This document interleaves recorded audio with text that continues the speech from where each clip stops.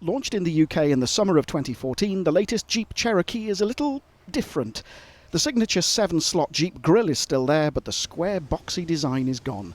The front lights are now arranged vertically, while the body is a lot curvier than any of the previous Cherokee models. To be honest, the styling falls into the love it or hate it category, although Jeep hopes prospective buyers will be able to see beyond its looks. It launched with a choice of 2-litre diesel engines offering 140 or 170 bhp, with a V6 petrol-engined Trailhawk model following along later. Lifting the powered tailgate revealed a nice touch, a reversible rubber boot liner, while the 591-litre boot expands to a total of 1,267 litres of available space when you fold the rear seats. Jeep clearly listened to its critics when it designed the interior. It now has a higher quality feel with a large central touchscreen and a 4-wheel drive control switch that Land Rover customers would recognise. At the car's UK press launch, we sampled both the smaller engine with a manual gearbox and the 170 horsepower engine, coupled to the standard 9-speed automatic transmission. We preferred the more powerful power plant, as it seemed smoother and a little more refined. The automatic gearbox was also surprisingly smooth. Sometimes 8 or 9 gear ratios are just too much, and the electronics struggle to decide which gear they should select, but not in this case. The ride was very comfortable too, although the suspension is clearly set up for comfort, and so don't expect to go thrashing around the countryside in a Cherokee.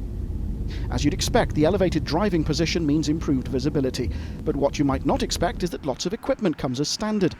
The entry-level Longitude model gets stop-start, cruise control, Bluetooth, a DAB radio, air conditioning and rear parking sensors. Opting for Longitude Plus basically adds sat-nav, while the top-spec limited trim gets you leather seats, bigger alloys and that powered tailgate. Being a Jeep, you'd expect it to be great off-road, but the cheapest Cherokee is actually only front-wheel drive. Both the cars we drove had all-wheel drive, but as you can see, the ground clearance isn't fantastic, and so you might want to wait for the more hardcore Trailhawk if you intend to do any serious off-roading. The Cherokee might be something of a compromise when it comes to the soft stuff, but we coped with far tougher conditions than most people who buy a 4x4 ever will. We didn't attempt any towing, but horsebox, caravan or speedboat owners should be more than happy with the Cherokee. So, who will buy one?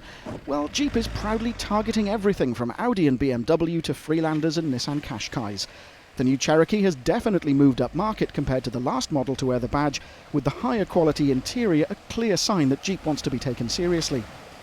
Yes, there are cars that offer a more sporty drive, but that's not the point. The Cherokee is more of a comfortable family cruiser that's almost as happy off-road as it is on tarmac. That puts it squarely up against the likes of the Land Rover Discovery, but the Jeep is thousands of pounds cheaper. What's more, fuel economy figures also favour the Cherokee at around 50 mpg. The biggest problem the Cherokee faces is its looks, but trust us, it does begin to look a lot better after you've spent any length of time in its company, and, like many other American cars, buying one definitely makes a bit of a statement.